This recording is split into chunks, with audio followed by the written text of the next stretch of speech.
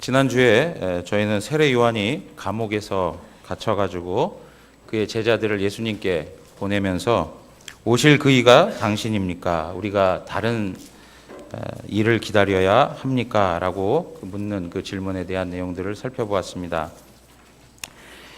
요한이 메시아를 생각할 때 그 메시아는 구원과 심판을 동시에 베풀 그런 메시아로 보았던 것입니다. 그래서 자기 자신의 그 옥살이 그리고 억울함 그리고 그 죽음의 형편에서 메시아가 심판하시고 그 모든 것에서 구원하실 것을 바라보고 있었지만 실질적으로 그런 일들이 벌어지지 않았던 것으로 인하여 마음 가운데 실족할 뻔했던 그러한 사건들을 우리가 살펴보았습니다. 우리 주님께서 말씀하신 것처럼 누구든지 나로 말미암아 실족하지 아니하는 자는 복이 있도다 이렇게 말씀하셨는데 정말 요한의 입장에서 보면 그 메시아는 강한 능력과 그리고 그 심판자로서 모든 것을 정리하시고 모든 공의를 드러내실 만한 분으로 생각했지만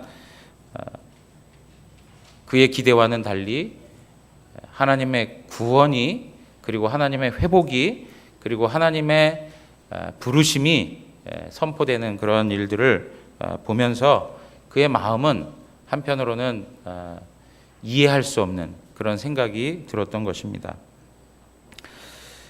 이러한 그 신앙의 내용에서 우리 주님께서는 세상적인 것으로 보상받지 말아라. 너희가 원하고 바라는 것으로 하나님으로부터 받아내려고 하는 생각들을 내려놔라 라고 우리에게 말씀하신 것이죠. 그리고 그렇게 되지 않았을 때에 원망하고 불평하는 그런 방식의 삶을 갖지 말아라. 실족하지 말아라. 이렇게 얘기하신 것입니다. 자, 그러면 우리가 신앙생활 하면서 또 고민하는 것들 중에 하나가 무엇이냐면 그럼 우리는 세상의 것들도 바라지 말아야 하고 그리고 뭔가 하나님 앞에서 채워지지 않는 것 때문에 원망도 할 수 없는 그러한 모습이라면 그럼 도대체 우리에게 있어서는 위로가 무엇인가라고 하는 것입니다. 예. 내가 원하는 것도 얻어내지 못하는 삶, 그것이 안 되었을 때 그냥 하소연도 하고 불평도 하고 그렇게 살지도 못하는 그러한 인생 앞에 하나님이 우리에게 주시는 위로는 무엇일까라고 하는 것입니다. 이 신앙생활 하면서 그런 생각 들지 않습니까? 하나님의 그 주권과 그 능력을 생각하면 하나님 믿는 자녀는 이렇게 연약하게 살아서는 안 되는데 이렇게 초라하게 살아서는 안 되는데 왜 이렇게 초라하고 연약하고 이렇게 보잘것없이 살아가야만 하는가라고 하는 생각이 우리 마음 가운데 들어올 것입니다. 예수를 믿었더니 그 이전에 가졌던 열등감이 다 사라질 정도로 없었던 것들이 가득 채워져서 세상 앞에 떵떵거릴 수 있는 자기 자신을 과시할 수 있는 그런 모습이 되면 좋겠는데 하나님께서 우리를 그렇게 만들어 주시지 않는다는 거예요. 오늘 우리가 보는 본문의 말씀을 통해서 그러한 내용들에 대하여 잠깐 살펴보도록 하겠습니다.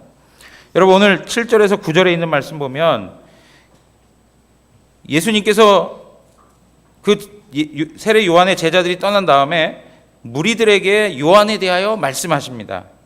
뭐라고 얘기하냐면 너희가 무엇을 보려고 광야에 나갔더냐. 여러분 그들이 광야까지 가는데 한 3일길 이렇게 걸리는 거예요. 뭐 우리처럼 대중교통이 있어가지고 아니면 교통이 정말 잘 발달해가지고 금방 가는 그런 상황이 아닌 거죠. 그 광야에 왜 나갔냐? 바람에 흔들리는 갈대. 너희가 무엇을 보러 갔느냐? 바람에 흔들리는 갈대냐? 아니면 8절에 보니까 부드러운 옷을 입은 사람이냐? 부드러운 옷을 입은 사람은 왕궁에 있다. 너희가 그런 사람들 보러 광야에 나간 거 아니다라고 이야기합니다. 그러면서 9절에 보니까 너희가 선지자를 보기 위함이더냐? 옳다. 너희에게 이르노니 선지자보다 더 나은 자다. 이렇게 이야기하고 있습니다. 세례 요한에 대하여 예수님께서 말씀하시는데, 세례 요한은 어떤 사람이냐? 바람에 흔들리는 갈대처럼 그렇게 줏대 없는 사람 아니다라고 하는 거예요. 이리 흔들리고 저리 흔들리고 나약해가지고 여론에 움직이고 자기의 어떤 입장과 주장도 없이 세상의 어떤 형편에 따라 좌우되는 그러한 사람이 아니다라고 얘기하는 거예요. 여러분, 세례 요한이 갈대처럼 그렇게 줏대가 없던 사람이었습니까? 그런 사람이 아닙니다. 세례 요한은 그 당시의 기득권 계층에게 회개하라고 촉구했던 사람이었고, 그리고 심지어 뭐라고 얘기했습니까? 독사의 자식들아 그러면서 외쳤습니다. 대단한 사람이죠. 여러분, 제가 만약에 여기 서가지고 우리 누구한테 이 독사의 자식아 그러면은 가만히 계시겠습니까? 그죠? 팔 걷어붙이고 막 달려와가지고 거기에 또 막 한번 하실 수 있지 않겠어요? 그죠? 근데 여러분 보세요. 이 당시에 수많은 군중들 앞에서 이 독사의 자식들아 그러면서 선포하고 외칠 수 있던 사람, 이런 사람이 나약한 사람입니까? 그렇지 않은 것이죠. 지금 예수님께서는 세례 요한이 실족할 뻔한 그런 질문을 가지고 온 다음에 세례 요한이 어떤 사람인지에 대하여서 그 무리들에게 다시 한번 세례 요한에 대한 평가를 해주고 있는 것입니다. 여러분, 세례 요한 잘 알고 있지만 마태복음 3장 10절에 가서 보시면 이미 도끼가 나무 뿌리에 놓였으니 좋은 열매를 맺지 아니하는 나무마다 찍혀 불에 던지리라 하면서 심판을 이야기하는 사람이었어요. 한마디로 얘기하자면 강성인 사람이에요. 헤롯 안티파스가 자기의 동생 아내인 헤로디아를 자기의 아내로 삼으려고 했을 때도 그 불의함에 대해서 가만 볼 수가 없는 거예요. 그래서 그것이 잘못됐다고 책망했던 것으로 인하여 어떻게 됩니까? 감옥에 갇히게 되죠. 결국에는 그것 때문에 목배임을 당하는 그런 죽음을 경험하게 되는 것입니다.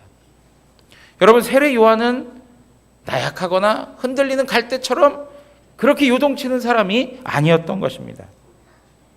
자, 그러면 그가 어떤 상황에서 자라났습니까? 어떤 상황에서 살았던 사람입니까? 그가 살았던 삶의 환경은 거친 환경이었습니다. 광야였습니다. 왕궁에서 부드러운 화려한 남들이 보기에 아름다운 옷을 입고 살았던 사람이 아닙니다. 그는 광야에서 뜨거운 사막과 그리고 맹수들이 들끓는 그러한 위험한 곳에서 그의 삶을 살아왔던 사람입니다. 그러니까 그는 태어날 때부터 그런 훈련을 받았으니까 얼마나 강한 사람일까. 그렇죠? 야생적인 아주 와일드한 그러한 사람의 모습을 가지고 있는 것이죠. 그가 먹는 게 뭐예요? 메뚜기, 석청 이런 거예요. 그리고 그가 입은 옷은 무엇입니까? 낙타 가죽으로 만든 옷. 그런 옷들을 입고 살아가는 것이죠. 여러분, 이러한 사람도 예수님께 어떻게 해요? 제자들을 보내서 질문을 하는데 오실 그 이가 당신입니까? 하고 이 연약함을 보여주고 있는 것입니다. 자, 그러면서 예수님은 이 세례 요한에 대해서 더 높이 평가하는 내용들로 우리를 안내해 주고 있습니다. 9절에 가서 보시면 뭐라고 얘기합니까? 선지자보다 더 나은 자다라고 얘기합니다. 선지자보다 더 나은 자다. 여기에 선지자보다 더 나은 자라고 하는 말은 더 그 표현을 좀 더 진하게 말씀을 드리면 훨씬 월등한 자, 이렇게 표현할 수 있어요. 훨씬 월등한 자. 그러니까 많은 선지자들이 있었습니다. 그런데 그 선지자보다도 훨씬 월등한 사람이다, 이렇게 표현하는 거예요. 아니, 선지자면 똑같은 선지자지 어떻게 이 세례 요한을 두고 훨씬 더 월등한 선지자라고 이야기할 수 있는가? 왜 그렇습니까? 거기에는 세례 요한의 사명과 관련된 내용이 포함되어 있습니다. 여러분 11절 가서 한번 보십시오. 선지자보다 더 월등한 사람이다라고 해놓고 11절에 가서 예수님께서는 더더욱 세례 요한의 위치를 높여주시는 것을 볼 수 있습니다. 11절 가서 다시 한번 읽겠습니다. 내가 진실로 너에게 말하노니 여자가 낳은 자 중에 세례 요한보다 큰 이가 일어남이 없도다. 거기까지 읽겠습니다. 여자가 낳은 자 중에 세례 요한보다 큰 이가 일어남이 없다. 그러면 이 말은 무슨 얘기입니까? 이 세상에서 세례 요한이 제일 크다라고 하는 말이죠. 여자를 통해서 나오지 않은 사람 있습니까? 혹시 손 들어 보십시오. 나는 여자를 통해 나오지 않았습니다. 어머니를 통해 나오지 않았습니다. 예? 모든 사람은 여자를 통해 나오는 거예요. 그러니까 모든 사람 가운데 가장 큰 이가 누구라고요? 세례 요한이다라고 이야기하시는 거예요. 여러분, 왜 세례 요한이 선지자보다 훨씬 월등한 사람이고 여자가 낳은 사람 중에서 가장 큰 사람이라고 말할 수 있을까요? 그것은 세례 요한이 가졌던 사명이 너무나도 특별한 것이기 때문에 그렇습니다. 세례 요한이 가졌던 사명, 그 사명이 무엇이었냐면 바로 메시아의 길을 예비하는 사명이었다는 거예요.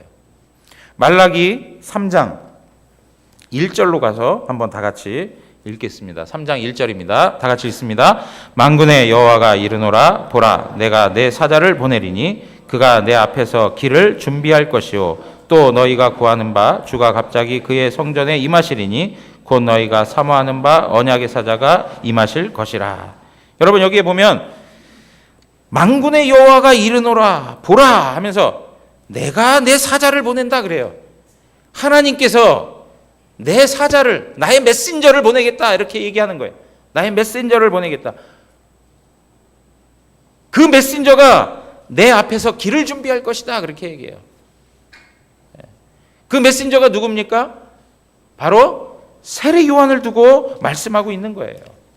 세례 요한. 그래서 오늘 우리가 읽었던 본문 10절 가서 다 같이 한번 읽겠습니다. 우리가 읽은 본문 10절, 예수님께서 말씀하시는 내용이죠. 기록된 바 보라, 내가 내 사자를 내 앞에 보내노니 그가 내 길을 내 앞에 준비하리라 하신 것이 이 사람에 대한 말씀이니라. 말라기에서 얘기했던 여호와의 사자, 여호와가 임하시기 전에 그 길을 예비하였던 그 여호와의 메신저, 그게 누구냐고요? 그게 바로 세례 요한이라고 말씀하고 있는 거예요. 세례 요한이다. 그러니까 세례 요한은 이미 구약 성경에서 예언되었던 메시아의 길을 예비하기 위하여 하나님께서 보내신 사자로 언급되어져 있는 것입니다. 여러분, 우리 학생들 졸지 말고 잘 들어야 돼요. 막 이렇게 하다 보면 사자 이야기 나오다 보면 세례 요한이 사자였나? 뭐 이렇게 짐승 사자였나? 뭐 이렇게 생각하면 안 됩니다. 제가 왜 이런 이야기를 하냐면 예전에 성경 공부를 하다가 어떤 분이 그러는 거예요. 목사님, 골리앗이 사람이었습니까? 골리앗이 짐승인 줄 알았다는 거예요. 우리가 이렇게 성경을 잘 읽지 않고 그냥 어떤 말씀만 이렇게 듣다 보면 그런 인포메이션을 가질 때가 있어요. 우리 저 학생들이든 아니면 우리 성도님들 가운데 깜빡 졸다가 딱 나왔는데 세례 요한이 사자입니다. 아무튼 메신저란 말이에요. 메신저로 그 주님 앞서서 그의 길을 예비하는 거예요. 자, 여러분 보십시오. 말라기 4장으로 가서 한번 보시면 말라기 4장 5절에서 6절 말씀입니다. 보라, 여호와의 크고 두려운 날이 이르기 전에 내가 선지자 엘리야를 너희에게 보내리니. 6절 다 같이 한번 읽겠습니다. 그가 아버지의 마음을 자녀에게로 돌이키게 하고 자녀들의 마음을 그들의 아버지에게로 돌이키게 하리라. 돌이키지 아니하면 두렵건대 내가 와서 저주로 그 땅을 칠까 하노라 하시니라. 여러분, 여기에 봅니까?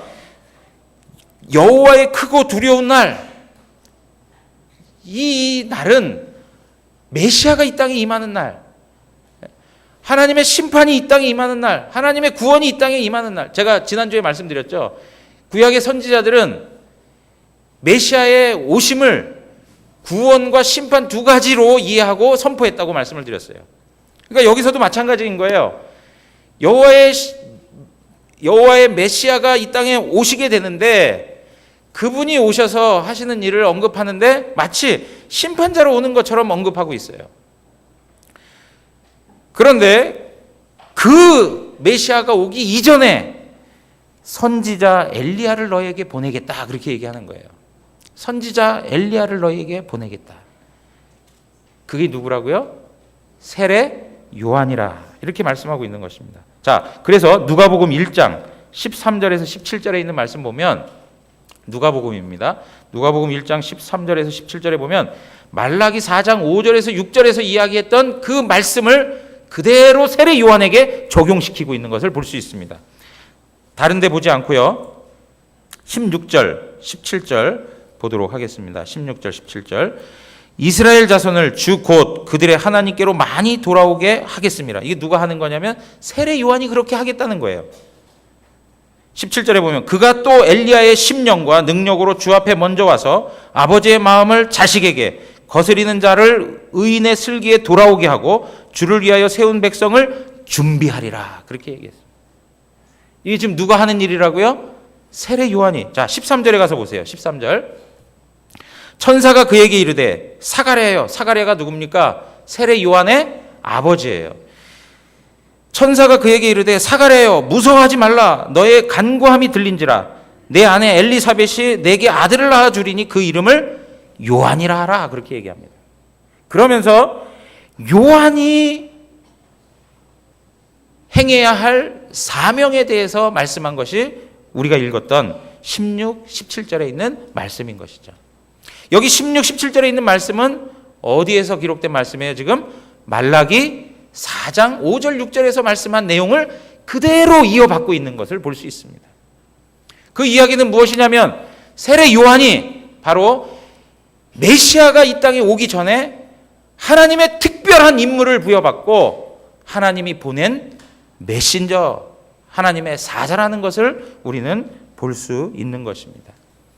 이러한 측면에서 세례 요한이 여자가 낳은 자 중에 가장 크다고 얘기하는 것은 바로 예수 그리스도 메시아에 대하여 그분을 소개하고 그분을 선포하는 그러한 사명이 그에게 있었기 때문에 그를 두고 여자가 낳은 자 중에 가장 큰 자라고 말씀하고 있는 것입니다.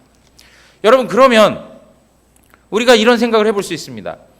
아니, 그러면 세례 요한만 선지자였습니까? 그 이전의 선지자들도 메시아를 예언하고 메시아를 증거하였습니다.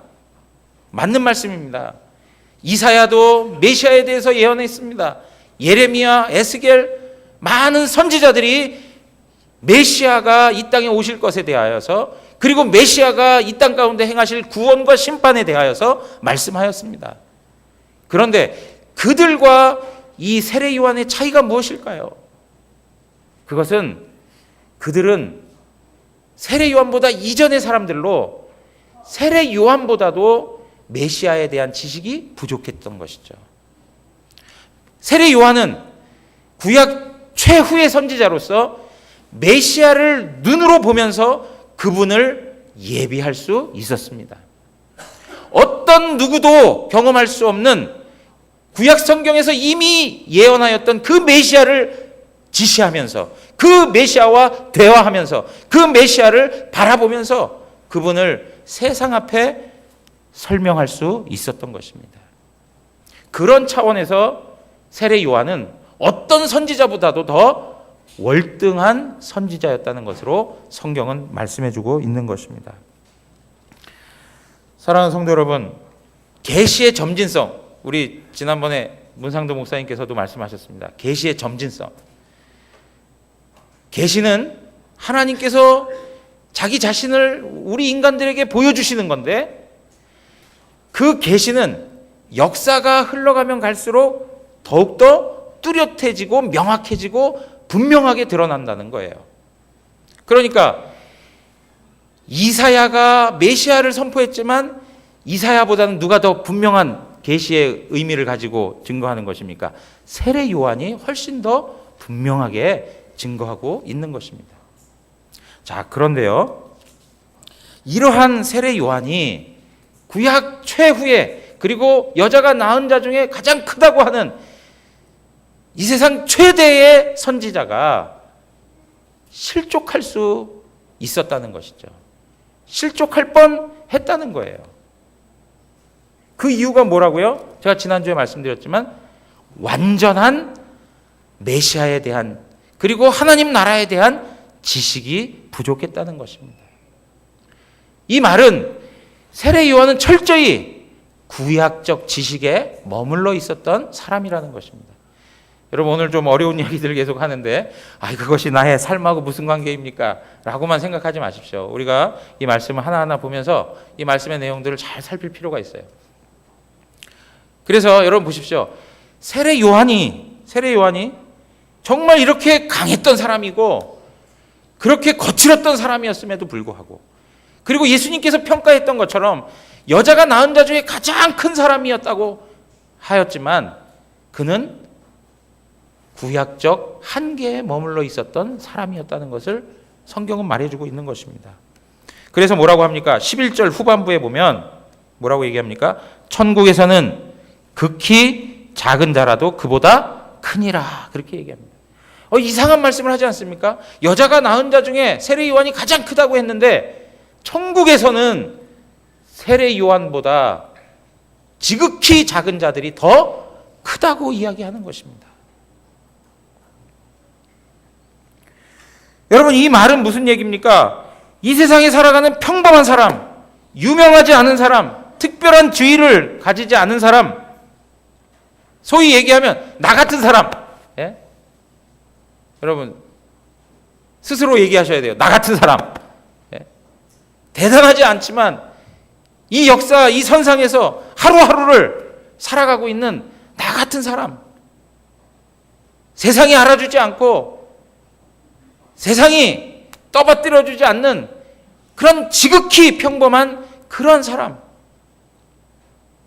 어쩌면 더 지극히 작은 삶을 살아가고 있는, 보잘것없고 연약한 삶을 살아가고 있는 나의 그 모습, 그러한 모든 사람들을 하나님께서는 천국에서 어떻게 해요? 세례 요한보다 더 크다고 인정해주고 있다는 것이죠. 여러분, 좀 전에도 말씀드렸지만 왜 예수님께서 이러한 말씀을 하실까?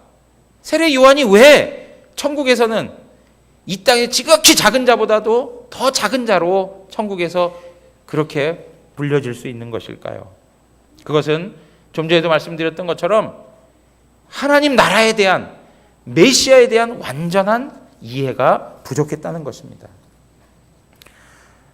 사랑하는 성도 여러분, 메시아가 이 땅에 오셨을 때 세례 요한은 하나님 나라가 어떠한 형편으로 진행될 것에 대하여 알지 못했던 것이죠. 그렇기 때문에 자기가 생각하는 심판의 주로만 생각했고, 그 하나님의 나라가 영광스럽게 임해서 자기 삶이 보상받을 거라고 생각을 했던 것입니다. 그러나 우리가 잘 알고 있는 것처럼 하나님의 나라는 겨자씨보다도 작은 방식으로 아주 미약하게 시작된 것을 성경은 말해주고 있는 것이죠. 이러한 하나님 나라의 성격에 대해서 세례 요한은 전혀 몰랐다는 것입니다.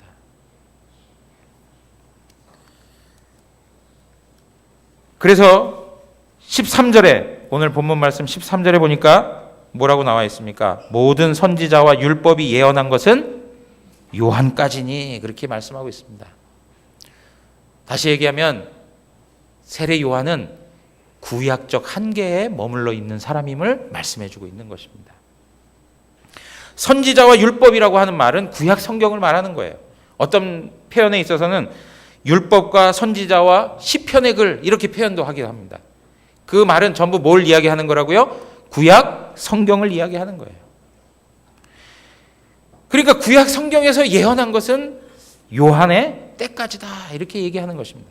그러면 이제 세례 요한이 증거하였던 그분, 메시아이신 예수 그리스도를 통해서 하나님의 나라가 이 땅에 이루어졌음을 설명해 주고 있는 거예요. 하나님의 나라가 이 땅에 선포되고 그 나라가 세상 모든 사람 앞에 활짝 열려 있음을 말씀해 주고 있는 거예요. 여러분 12절에 가서 뭐라고 얘기하는지 한번 살펴보겠습니다. 12절 다 같이 읽겠습니다. 세례 요한의 때부터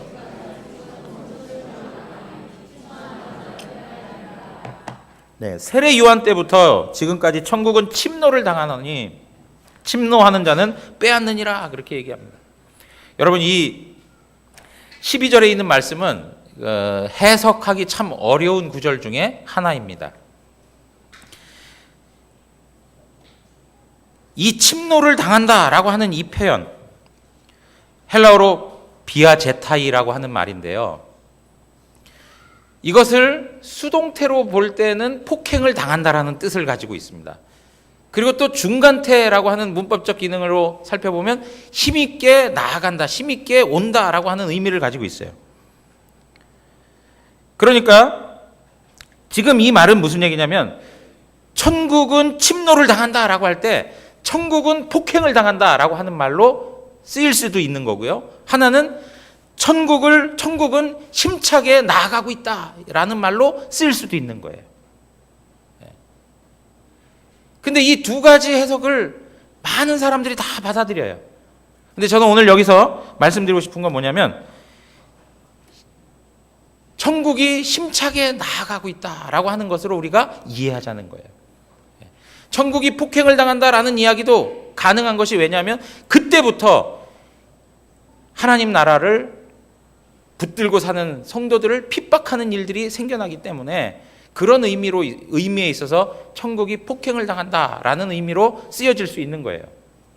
그러나 이때부터 천국이 활짝 열려서 천국이 힘차게 나아가고 있음을 설명해 주고 있다. 우리는 이렇게 이해하자는 것입니다. 그리고 뒤에 나오는 침노하는 자는 빼앗느니라, 이런 말씀을 하고 있는데 그 침노하는 자라고 하는 말도 긍정적인 것과 부정적인 것으로 두 가지로 사용될 수 있습니다.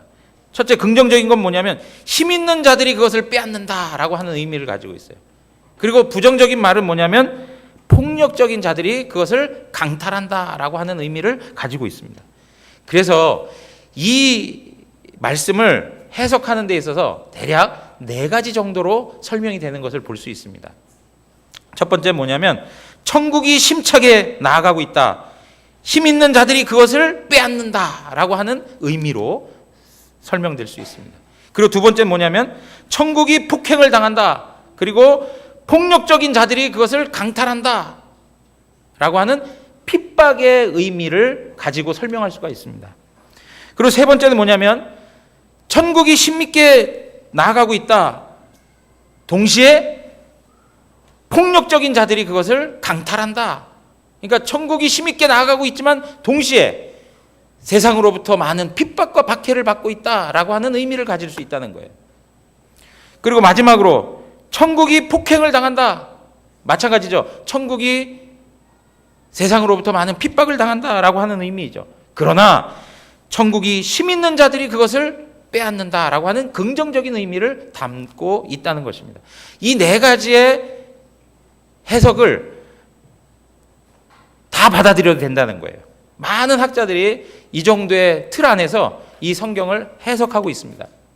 그러나 저는 오늘 여기서 첫 번째 의미로 이 말씀을 이해하자는 것입니다. 천국이 힘차게 나아가고 있다, 힘 있는 자들이 그것을 빼앗고 있다라고 하는 것입니다.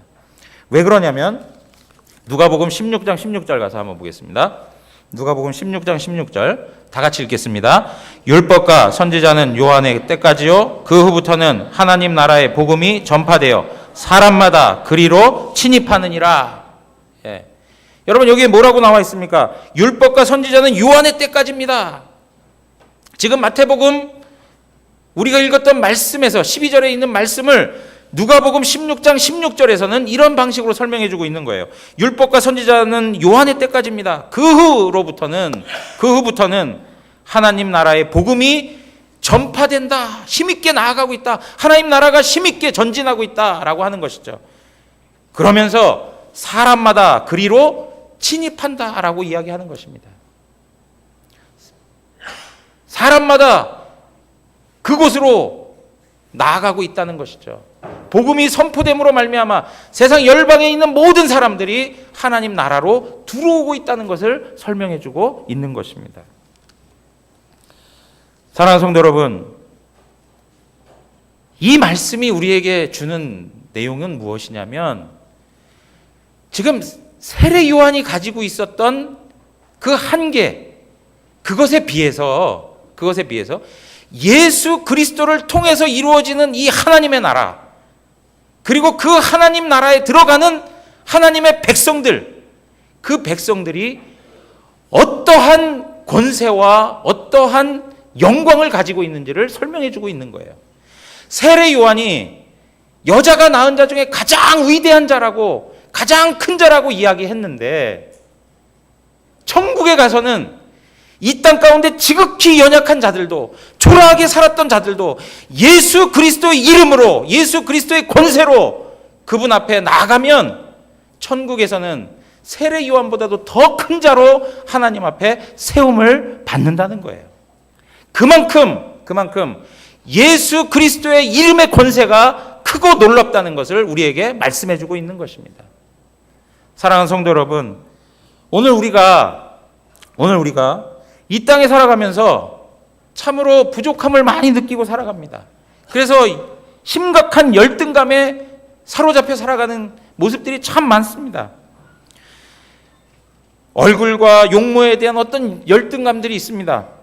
학력과 재력에 대한 열등감들이 있어요. 다른 사람들이 가졌는데 내가 갖지 못한 것에 대한 그런 열등감이 우리 가운데 있어요. 그래서 우리가 생각할 때 나는 늘 초라하고 지극히 작은 자라고 생각하고 살아가요. 당당함도 없어요. 참 신기한 건 뭐냐면요, 제가 우리 성도님들 대하고 지금까지 목회하면서 많은 분들을 대하지 않습니까? 엄청난 학식을 가지고 있는 분들, 그리고 많은 재력을 가지고 있는 분들도요, 다른 사람하고 비교하면서 자기의 열등감을 하소연하더라고요. 예? 소위 얘기하면 우리나라에서 경기고 나오고 서울대 나오고 미국 가가지고 박사학위 받고 사람들이 부러워할 만한 그런 직장에서 전문 직종에 종사하고 있는 그런 입장인데도 불구하고 자신의 열등감 때문에 괴로워하는 모습들을 토로하더라고요. 많은 부를 누리며 살아가고 있음에도 불구하고 자기 자신이 부족하다는 것 때문에 늘 안타까워하는 그런 심정을 목사들 앞에서 이야기한단 말이에요. 그럼 목사는 안 그럴까요? 예? 그 말을 듣는 목사는 그런 열등감에 사로잡혀 살지 않을까요? 똑같이 그런 생각들을 가져가요. 다른 목사에 비해서, 누구에 비해서. 지난주에도 제가 지나오면서 정말 이 정도 실력 갖고 내가 이거 목회하면 안 되는데, 이렇게 부족한 사람이 하나님의 교회를 맡아서 섬기면 이거 참 어려운데, 뭐 이런 생각이 막 들더라고요. 근데 여러분 보십시오. 오늘 우리 가운데 주님께서 허락해 주신 것을 보면 여자가 낳은 자 중에 가장 크다고 하는 그 세례 요한보다 정말 초라하고 보잘것없고 세상에 명함 내밀 것 없는 그런 평범한 인생, 남이 알아주지도 아니하고 이 세상 한 구석에 처박혀서 그냥 살아가고 있는 그러한 초라한 인생, 그러한 인생을 위해서 하나님께서 하나님의 아들 예수 그리스도를 이 땅에 보내주셨다는 거예요. 그래서 그분 때문에 그 이름의 권세 때문에 그분의 영광스러움 때문에 우리 자신도 천국의 영광스러움을 누리고 살아가도록 하나님께서 우리를 부르셨다는 거예요. 여러분, 우리는 꼭 예수님 믿으면 뭔가 우리의 상황과 환경이 다 바뀌어야 된다라고 생각을 해요. 가난하게 살았으면 예수 믿고 나면 갑자기 돈벼락을 좀 맞아야 되는 것 같아야 되는 거고요. 그리고 작은 평수에서 가족들끼리 부딪히며 살았다면 이제 예수 믿고 났으니까 더 넓은 평수에 그런 좋은 환경에 가도록 하나님이 도와주셔야 된다라고 생각해요. 나의 부족한 것들이 예수 믿는 걸 통해서 다 채워져야 된다라고 하는 그런 인간적 욕심을 가지고 살아간단 말이에요. 주님, 나는 주님의 양이고 싶지 않습니다. 그죠? 미련하고 어리숙하고 어리버리하고 눈도 제대로 안 보여가지고 갈 길도 잘 모르고 그런 양이고 싶지 않습니다 하는 그런 마음이 많아요. 하나님, 저는 그 양의 모습에서 좀 다른 양의 모습을 좀 보여주십시오 하고 이렇게 하나님 앞에 기도할 때가 있어요.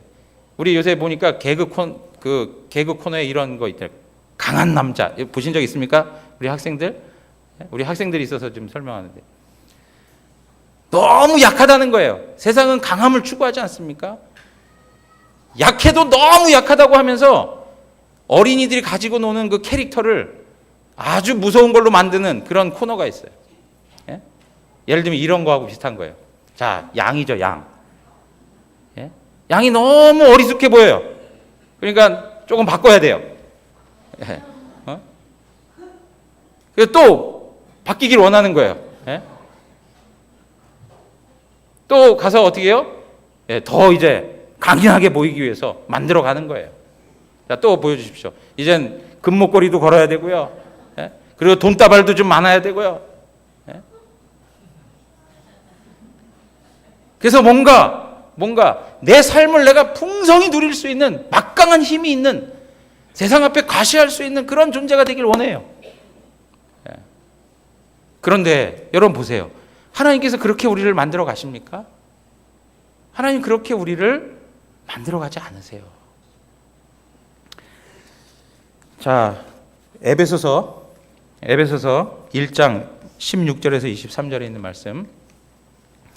내가 기도할 때에 기억하며 너희로 말미암아 감사하기를 그치지 아니하고 우리 주 예수 그리스도의 하나님 영광의 아버지께서 지혜와 계시의 영을 너희에게 주사 하나님을 알게 하시고 너희 마음의 눈을 밝히사 그의 부르심의 소망이 무엇이며 성도 안에서 그 기업의 영광의 풍성함이 무엇이며 그 힘의 위력으로 역사하심을 따라 믿는 우리에게 베푸신 능력의 지극히 크심이 어떠한 것을 너희로 알게 하시기를 구하노라.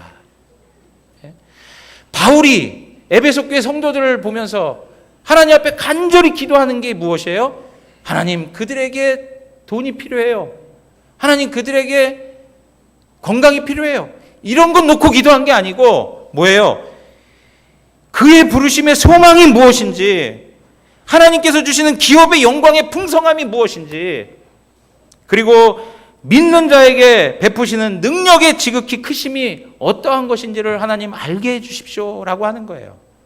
하나님의 나라가 무엇인지를 알게 해 주십시오. 하나님 나라의 백성이 어떤 존재인지를 알게 해 주십시오. 이것을 위해서 기도했던 거예요.